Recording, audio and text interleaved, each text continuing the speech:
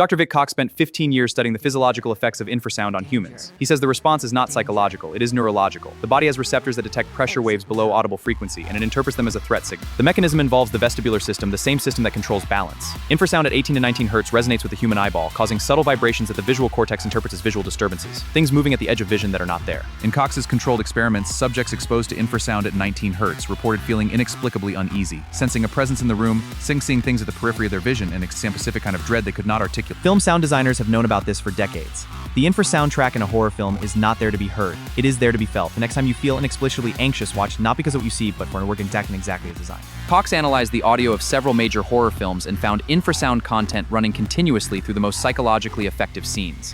Not in every film, but in the ones you remember most viscerally. Here's where it gets interesting in a way I did not expect. Infrasound is not just a cinema technique. It is produced naturally by earthquakes before they are felt, by severe weather systems before they arrive, by ocean waves when pressure and detect these signals.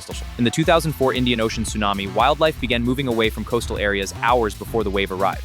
The leading theory is that they were responding to infrasound emitted by the geological event before any human could detect it. There is a hypothesis that humans retain vestigial infrasound sensitivity from a period in our evolutionary history when detecting large predators and geological events through low-frequency vibration was survival quite critical. The dread response is maybe the ancient warning system. The most compelling aspect of my research is that the infrasound effect is strongest when subjects do not know it is present. When they know, they can partially override the response. When they do not know, the nervous system reacts fully and automatically. In 1998, engineer Vic Tandy was working alone in a lab he and his colleagues believed was haunted. People felt unwell there, so felt presences. Tandy discovered the lab contained a standing wave average 108 or the fist fan. The haunting stopped. The Tandy case is the most documented example of infrasound-induced paranormal experience. It is cited in architectural acoustics as the reason that ventilation system resonance frequencies need to be specified away from the 18 to 20 Hz range in a park building.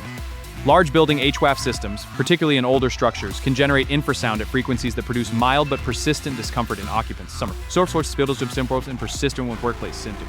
The effect at low levels is subtle, a persistent unease you would probably attribute to something else. Stress, the day, your imagination. And that ambiguity is exactly why infrasound is so interesting. It affects you without your awareness. Large pipe organs in cathedrals produce infrasound as a byproduct.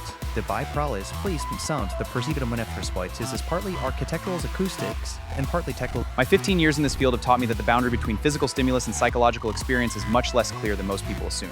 Infrasound is a case where a frequency of pressure waves produces experiences that humans throughout history have called supernatural. The next time you are somewhere and feel inexplicably uneasy, not because of anything visible, not because of anything audible, but just a low persistent dread that you cannot name, consider the possibility that you're not imagining it. Consider the possibility that you're hearing something you cannot hear. The island that was on every map for 136 years and did not exist. The reason you wake before your alarm. The sound that makes you feel dread without knowing it is there. Next week, one more. Subscribe. These are my favorite kinds of facts.